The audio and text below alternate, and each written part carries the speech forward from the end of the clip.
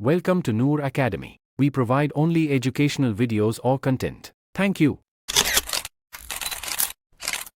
নমস্কাৰ সকলোকে স্বাগতম জনাইছো আমাৰ চেনেলৰ অন্য এটা ভিডিঅলৈ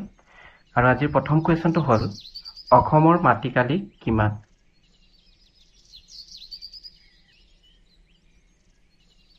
শুদ্ধ অপচনটো হ'ব অপচন বি ৭৮,৪৩৮ বৰ্গ কিলোমিটাৰ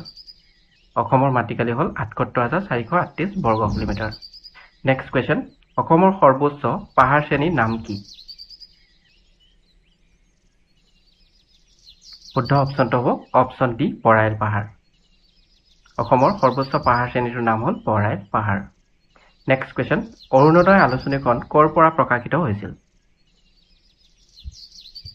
শুদ্ধ অপচনটো হ'ব অপচন সি শিৱসাগৰ অৰুণোদয় আলোচনীখন শিৱসাগৰৰ পৰা প্ৰকাশিত হৈছিল নেক্সট কোৱেশ্চন তলত কোনজন ৰজাক খোৰা ৰজা বুলি জনা যায় শুদ্ধ অপচনটো হ'ব অপচন এ সুখামোপা খোৰা ৰজা বুলি জনা যায় নেক্সট কোৱেশ্চন ৰাষ্ট্ৰীয় যুৱ দিৱস কোন তাৰিখে পালন কৰা হয় শুদ্ধ অপচনটো হ'ব অপচন বি 12 জানুৱাৰী তাৰিখে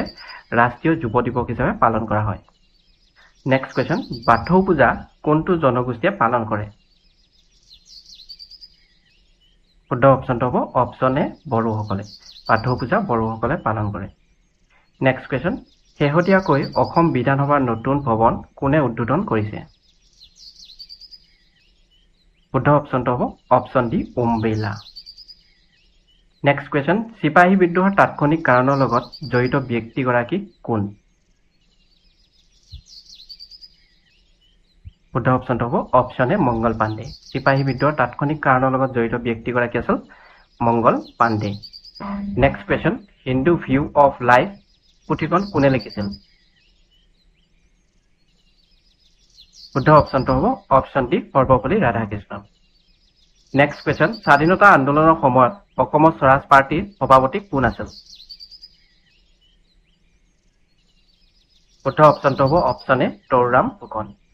স্বাধীনতা আন্দোলনৰ সময়ত অসমৰ স্বৰাজ পাৰ্টিৰ সভাপতি আছিল তৰুৰাম ফুকন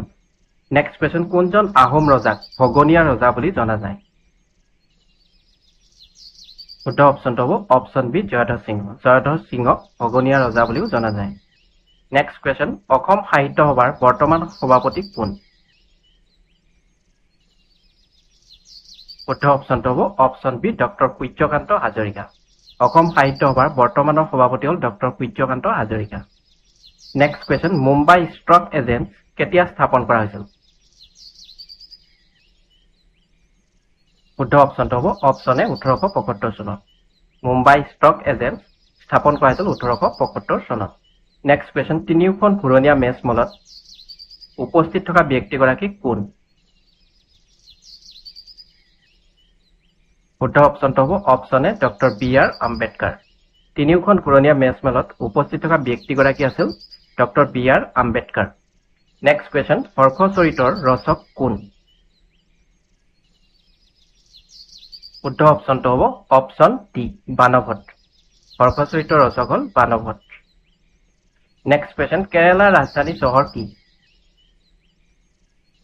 শুদ্ধ অপচনটো হ'ব অপচন এ তিৰুৱনন্তপুৰম কেৰালাৰ ৰাজধানী চহৰখনৰ নাম হ'ল তিৰুৱনন্তপুৰম নেক্সট কোৱেশ্চন অসমৰ মুঠ ভূমিত কিমান শতাংশ বনজ সম্পদে আগুৰি আছে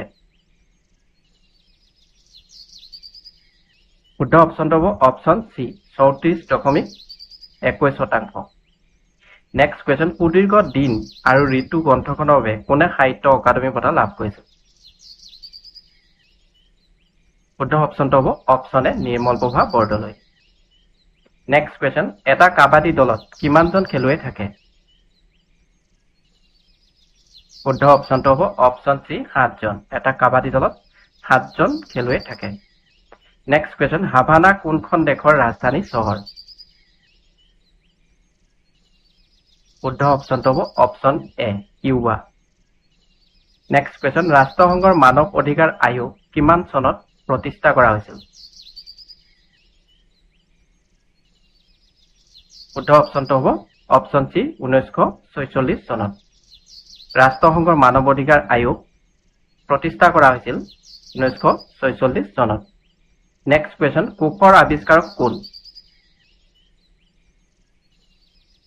শুদ্ধ অপশ্যনটো হ'ব অপশ্যন বি ৰবাৰ্ট হুক কোষৰ আৱিষ্কাৰ হ'ল Robert Hooke next question Jagannath মন্দিৰ কোন ৰাজ্যত অৱস্থিত শুদ্ধ অপশ্যনটো হ'ব অপশ্যন এ উৰিষ্যাৰ পুৰীত জগন্নাথ মন্দিৰ অৱস্থিত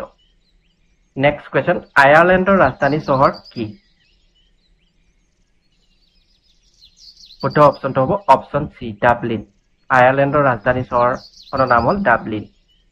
নেক্সট কোৱেশ্চন কোন চনত অসম ৰাজ্যিক সংগ্ৰহালয় প্ৰতিষ্ঠা কৰা হয়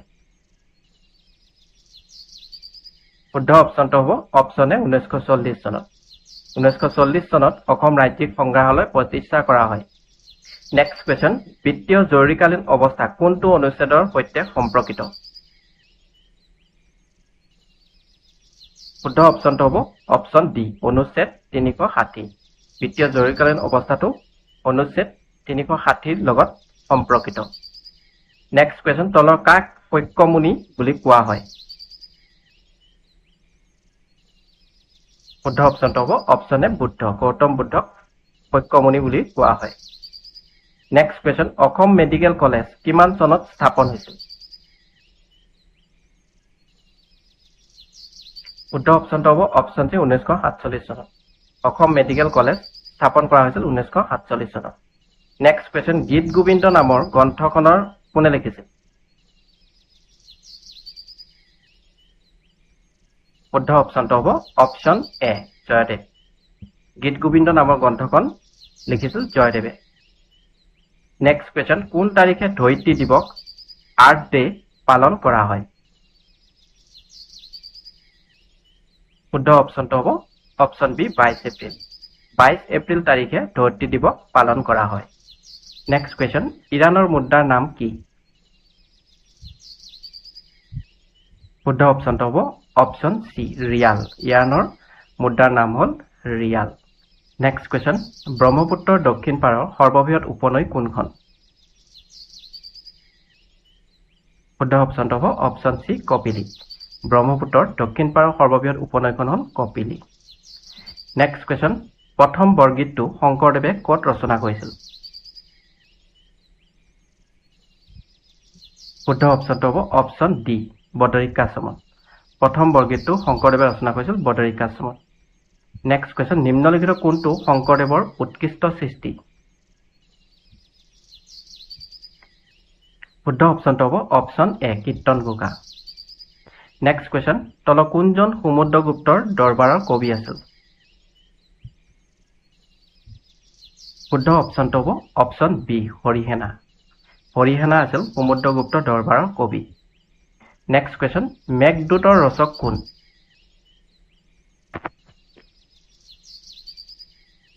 শুদ্ধ অপশ্যনটো হ'ব অপশ্যন বি কালিদাস মেঘদূতৰ ৰচক হ'ল কালিদাস নেক্সট কোৱেশ্চন আত্মীয় সভা কাৰ দ্বাৰা প্ৰতিষ্ঠা কৰা হৈছিল শুদ্ধ অপশ্যনটো হ'ব অপশ্যন ডি ৰাজা ৰামমোহন ৰায়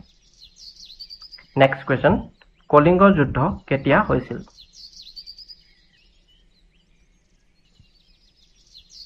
শুদ্ধ অপশ্যনটো হ'ব option C 261 BC next question বিশ্ব গ্ৰাহক দিৱস ৱৰ্ল্ড কনজিউমাৰ ডে কেতিয়া পালন কৰা হয় শুদ্ধ অপশ্যনটো হ'ব অপশ্যন এ 15 মাৰ্চ তাৰিখে বিশ্ব গ্ৰাহক দিৱস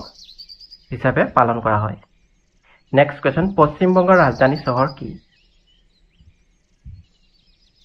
শুদ্ধ অপশ্যনটো হ'ব অপশ্যন ডি কলকাতা পশ্চিম বংগৰ ৰাজধানী চহৰখনৰ নাম হ'ল কলিকতা নেক্সট কোৱেশ্চন ভাৰতৰ কোনখন ৰাজ্যত আটাইতকৈ দীঘল ঘাইপথ আছে শুদ্ধ অপশ্যনটো হ'ব option C Uttar Pradesh next question বিশ্ব স্বাস্থ্য দিৱস কেতিয়া পালন কৰা হয় শুদ্ধ অপশ্যনটো হ'ব অপশ্যন চি 7 এপ্ৰিল তাৰিখে বিশ্ব স্বাস্থ্য দিৱস পালন কৰা হয় নেক্সট কোৱেশ্চন ধনী কবি বুলি কোনজন অসমীয়া সাহিত্যিকক জনা যায় শুদ্ধ অপশ্যনটো হ'ব অপশ্যন বি বিনন্দ চন্দ্ৰ বৰুৱা ধনী কবি বুলি জনা যায় next question unit trust of India কোন চনত স্থাপন কৰা হৈছিল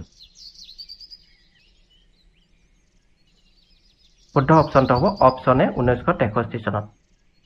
ইউনিট ট্ৰাষ্ট অফ ইণ্ডিয়া 1963 চনত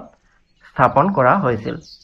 নেক্সট কুৱেশ্যন প্ৰথম মোৱামৰীয়া বিদ্ৰোহৰ আৰম্ভণি কাৰ ৰাজত্বকালত হৈছিল শুদ্ধ অপশ্যনটো হ'ব অপশ্যন বি লক্ষ্মী সিংহৰ দিনত প্ৰথম মোৱামৰীয়া বিদ্ৰোহৰ আৰম্ভণি হৈছিল নেক্সট কুৱেশ্যন কাৰ্বি মালভূমিৰ আটাইতকৈ ওখ শৃংগটো কি শুদ্ধ অপশ্যনটো হ'ব অপশ্যন এ ডাম্বু কুচু কাৰ্বি মালভূমিৰ আটাইতকৈ ওখ শৃংগটোৰ নাম হ'ল ডাম্বু কুচু নেক্সট কুৱেশ্যন কোন তাৰিখে বিশ্ব ৰেড ক্ৰছ দিৱস হিচাপে পালন কৰা হয় শুদ্ধ অপশ্যনটো হ'ব অপশ্যন চি 8 মে তাৰিখে বিশ্ব ৰেড ক্ৰছ দিৱস হিচাপে পালন কৰা হয় নেক্সট কুৱেশ্যন 2028 চনত কোনখন চহৰত অলিম্পিক অনুষ্ঠিত হ'ব শুদ্ধ অপশ্যনটো হ'ব অপশ্যন বি লছ এঞ্জেলেছ 2028 চনত লছ এঞ্জেলেছত অলিম্পিক অনুষ্ঠিত হ'ব নেক্সট কুৱেশ্যন বিশ্ব ধঁপাত বিৰোধী দিৱস কেতিয়া পালন কৰা হয় শুদ্ধ অপশ্যনটো হ'ব অপশ্যন ডি 31 মে 31 মে তাৰিখে বিশ্ব ধঁপাত বিৰোধী দিৱস হিচাপে পালন কৰা হয়